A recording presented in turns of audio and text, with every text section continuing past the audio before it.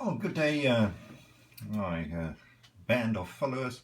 Today I would like to do something, I would like to do a proper kit review. It's of the 50s Oldsmobile Club Coupe.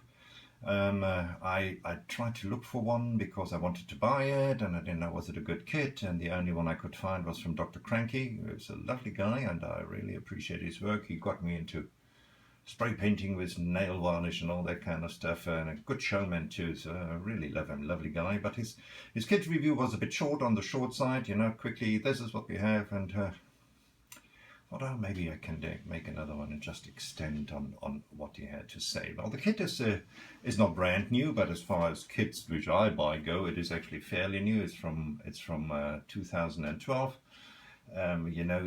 Oldsmobile came out with a rocket engine and obviously tried to get its image up to the rocket design. And in those days, obviously everything was rocket and omatic. War was over, America was on its way to the moon. So here, this is they're going places. So here, the rocket engine, 50 Oldsmobile Club Coupe. It's what they call a 2-in-1. Actually, you can do it in 3 different versions. Decals and some other smaller parts which are the difference. So there's not too much which is going into your parts bin. The designer was Harley Earl, not of the kit but of the car itself. It has a rocket V8 engine. It's a 5-liter or 304 cubic inches engine, and was a leader in performance at the time. They did races. They won the Pan American in 1950, and they did other races as well. Come to that in a minute. It had the open maw grille, suggestive of jet propulsion. So it was just, this jet, as you got it in a 3-speed manual or a 4-speed hydromatic. Yeah, I told you everything was matic.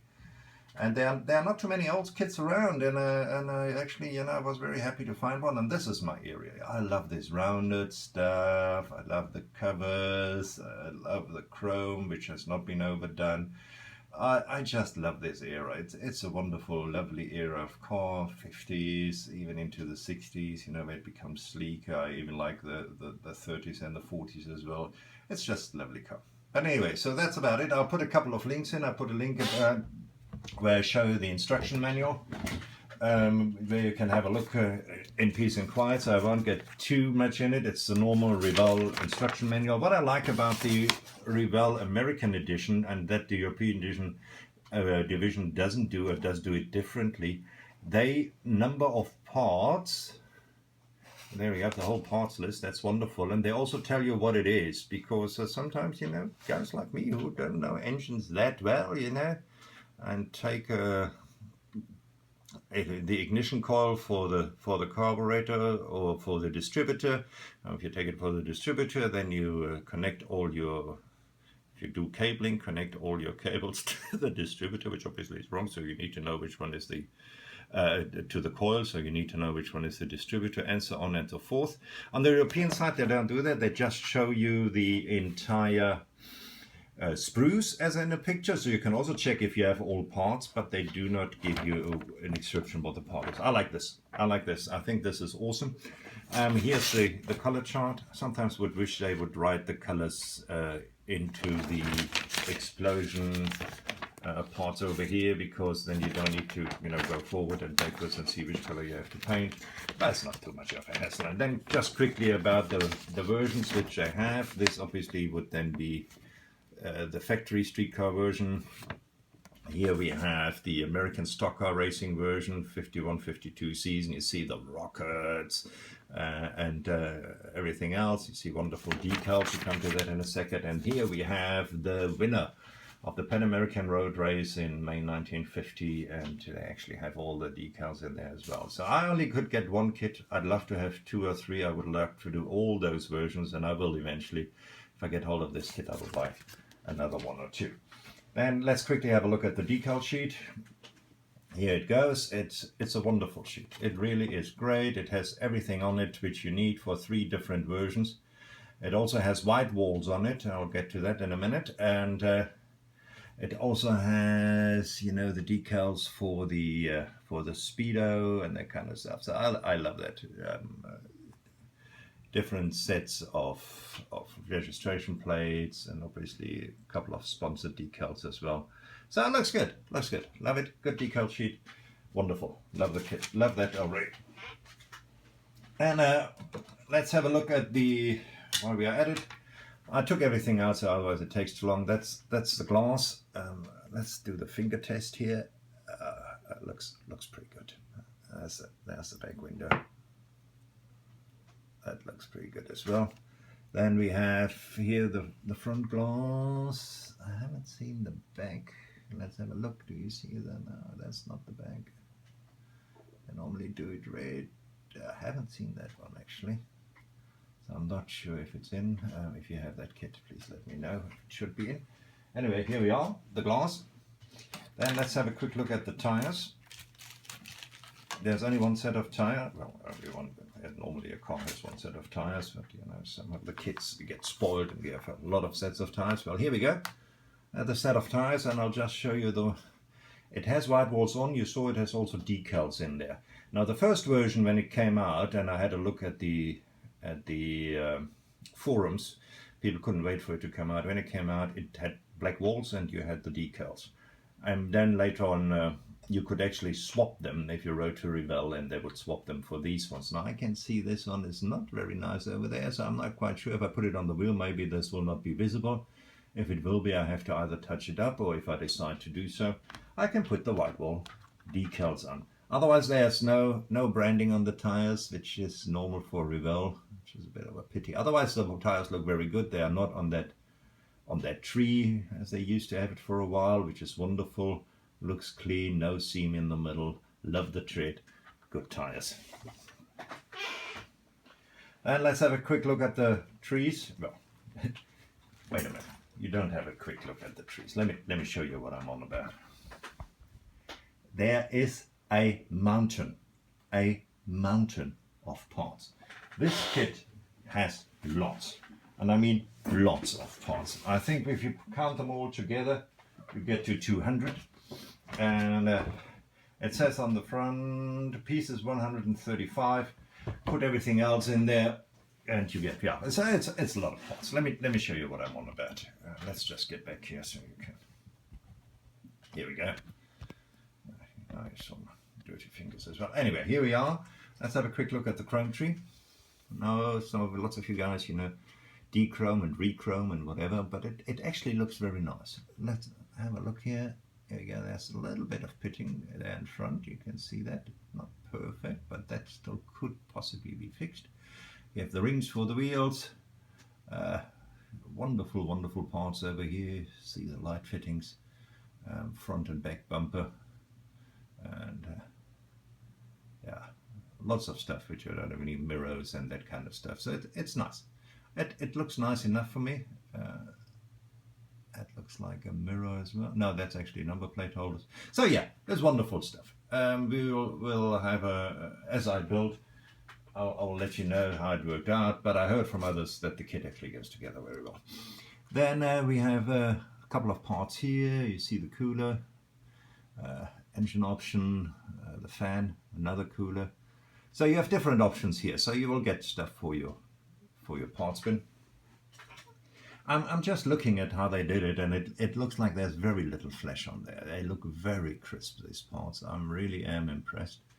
It looks very nice. I don't mind these stuff here over here, because that means there are less injector points visible in the frame itself. That's a lot easier to clean. See here, you have the exhaust system, very well done. Fine parts over here, so you need to be very careful to cut those out. Engine parts, wheel parts, let's turn it around.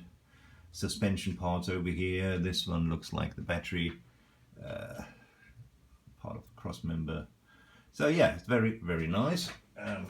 You can see yourself, it doesn't look very, if there's a lot of, this looks very crisp. No, it's not really. If you turn it around, you will see it's just what comes through from the other side. Oil pan over here, no holes in it, no steel axle. Part of the engine over there as well. Awesome stuff. I'm rushing through it, but otherwise this video will be forever. Then we have an extra frame. I like that.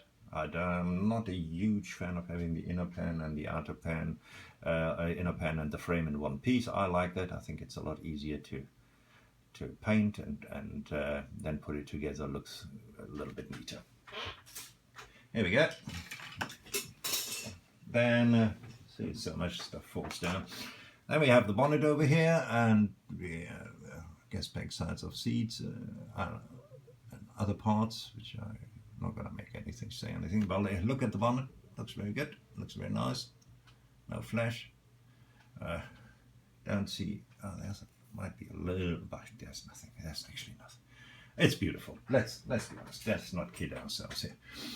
Here we go. That I guess belongs to the racing version, the back part over there. So because you obviously don't have a seat in the back when you have the racing version, and then the roll bar over there. And here, if you don't do the racing version like I planned to do, then you have the seats as normal, which are very lovely detailed over there. And I will have a look at the originals, and then let's have a look at the dashboard. I mean, that's all. It really looks neat. It really does look neat. I really hope I don't bugger this one up, because it looks lovely. Lovely, lovely. We have seen we have the decals for it as well. So the engine parts, the two engine halves, the rocket engine as we have talked about, and all the parts which belong to the engine. Lovely, lovely, lovely. There's the steering column.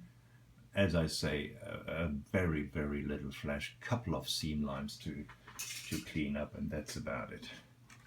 Then we have suspension parts. I think it's the A arms, probably for the front. And now this I love. I'll tell you what, I have a beef when they don't have the inner halves over here, because I find it a lot easier to detail this, especially when they have, like here, the handles are part of this, you know, of the whole part, and it's not extra, which you can put extra on. I love this to have this apart and detail it the way I want it before I make it part of my model. If it's part of the body, you know, if it would be part of the body, then you need to go inside there and work. And I don't like that. I like it a lot better like this. You know, especially me, you know, probably gonna just spray paint it the ground color and then do the details all with the brush. You'll see a lot of things are extra. You can see this here. These are the sun visors, left and right, steering wheel. Lovely steering wheel. Look at this. It's so crisp. No, it really is a nice kit. Let's not kid ourselves. And that's the back side of the front seats. Nice with the holding parts. And you see they were thinking ejector pants on the side which you don't see.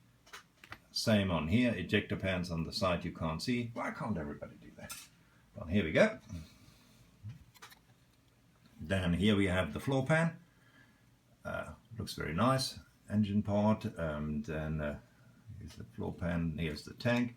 Once again, ejector pans where you can't see them. I've seen a couple of AMT reviews, and the ejector pans are here and here in plain sight.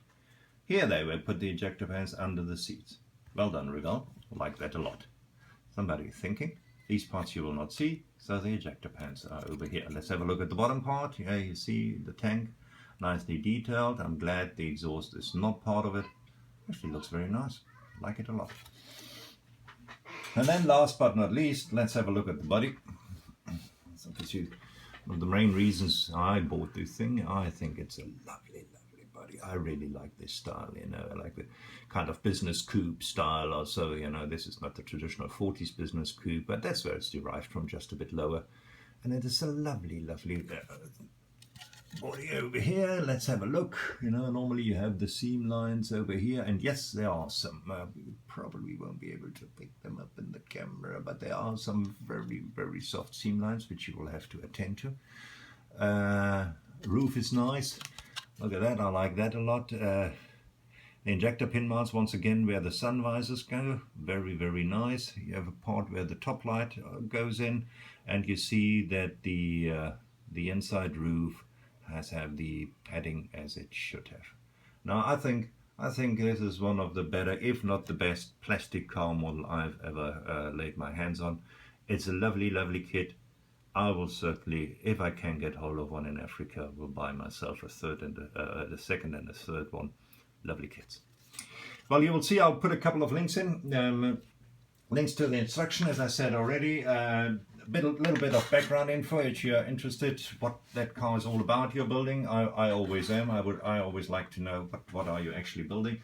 I'll have a couple of old brochures that might give you an idea of what the interior looked like and what colors were available. And then also for guys who do it original like me, I will put in a link to a YouTube video, somebody actually selling one of these, and he goes around the car. It's not exactly one of these, a photo version, but the inside, and will give you a very good idea what it should look like on the inside. Thanks very much for watching, and you guys have an awesome day. Cheers.